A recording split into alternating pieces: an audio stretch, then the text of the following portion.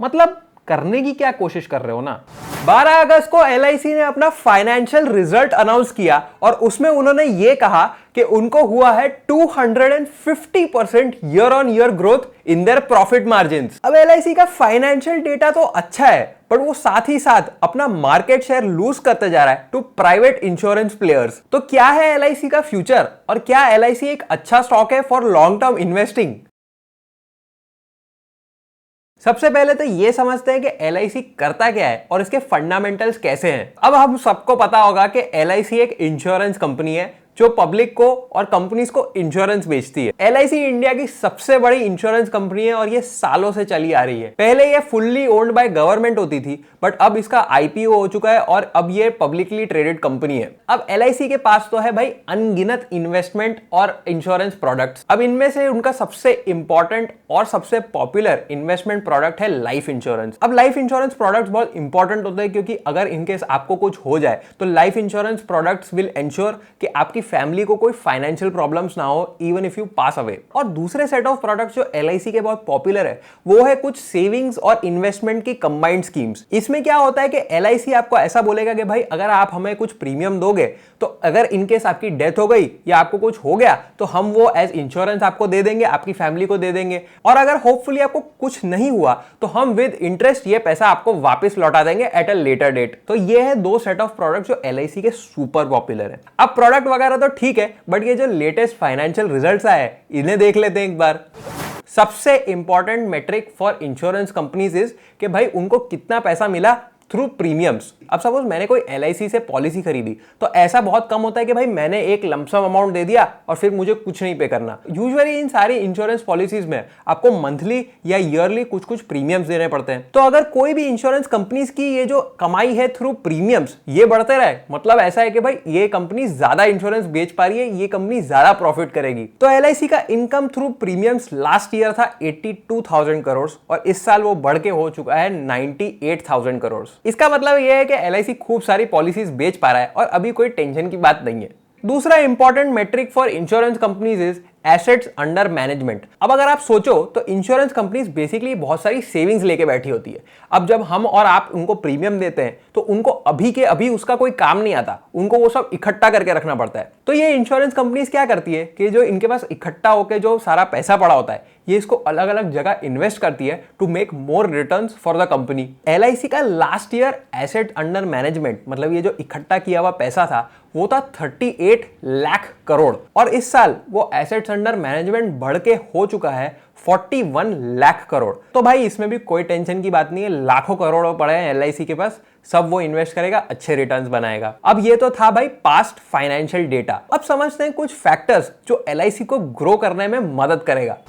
सबसे बड़ा फैक्टर जो एलआईसी को ग्रो करने में हेल्प करेगा वो है उनका नेटवर्क ऑफ एजेंट्स। एलआईसी के पास इस देश का सबसे बड़ा नेटवर्क ऑफ एजेंट्स है। इंश्योरेंस बिजनेस में एजेंट्स बहुत इंपॉर्टेंट रोल प्ले करते हैं क्योंकि क्या है कि भाई जब आप इंश्योरेंस खरीदते हो तो आपको भरोसा होना चाहिए कि भाई ये लोग मेरा पैसा वापस कर देंगे, जब मुझे पैसे की जरूरत होगी तब ये मेरी फैमिली को हेल्प करेंगे, ये ज्यादा नाटक नहीं करेंगे जब इन्हें पैसे देने पड़ेंगे। तो जहां ट्रस्ट की बात आती है वहां चाहिए होता है एक ह्यूमन टच और ये एलआईसी का वाइड नेटवर्क ऑफ एजेंट्स भरोसा दिलाता है पॉलिसी होल्डर्स को कि भाई जब आपको कोई प्रॉब्लम होगी तो मैं यहां बैठा हुआ हूं। और एलआईसी अपने एजेंट नेटवर्क को प्रोटेक्ट करने की कोशिश कर रहा है। अगर हम उनकी इन्वेस्टर प्रेजेंटेशन देखें तो आप यहां देख सकते हैं कि 80% of agents recruited were within the age of 18 to 40 year old. मतलब एलआईसी यंग लोगों पे भी फोकस कर रहा है। और अगर हम दूसरा डेटा पॉइंट देखें तो 54.37 market share of agents is with LIC. तो इसका मतलब इंडिया के आधे इंश्योरेंस एजेंट एलआईसी के लिए काम करते हैं। तो ये तो है एलआईसी के लिए बहुत ही बढ़िया कॉम्पिटिटिव एडवांटेज। और अगर ये अपना एजेंट नेटवर्क ऐसे ही ग्रो करते रहे तो इनको फ्यूचर में हो सकता है बहुत ज्यादा फायदा। दूसरा point which will help LIC is it's brand value and market share. अब एलआईसी एक बहुत ही ज्यादा रिकग्नाइजेबल ब्रांड है।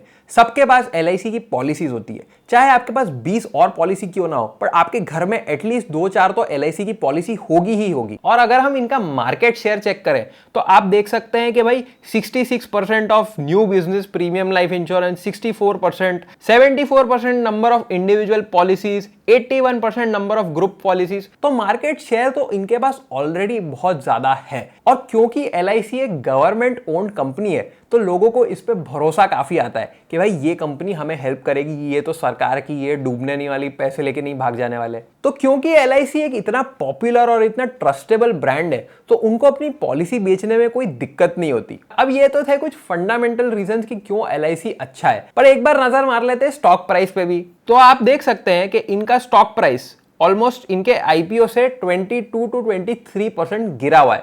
और आप देख सकते हैं कि ज्यादा ट्रेडिंग एक्टिविटी भी नहीं है, वॉल्यूम्स वगैरह काफी लो है इनके। तो ऐसा नहीं है कि ये स्टॉक बहुत बड़ा हो रिसेंटली और अभी शायद गिरने वाला हो, ऐसा कुछ नहीं है। तो स्टॉक प्राइस मूवमेंट के हिसाब से तो बाइंग अपॉर्चुनिटी ठीक लगती है। तो इस मोमेंट पे आप सोच रहे होगे कि भाई एजेंट ही एजेंट है और इतना सारा मार्केट शेयर है और सबके पास LIC होता है और स्टॉक प्राइस गिरा हुआ है और सब एकदम सेट है, तो मैं तो अपना घर बेच के LIC का स्टॉक खरीद लेता हूं, है ना।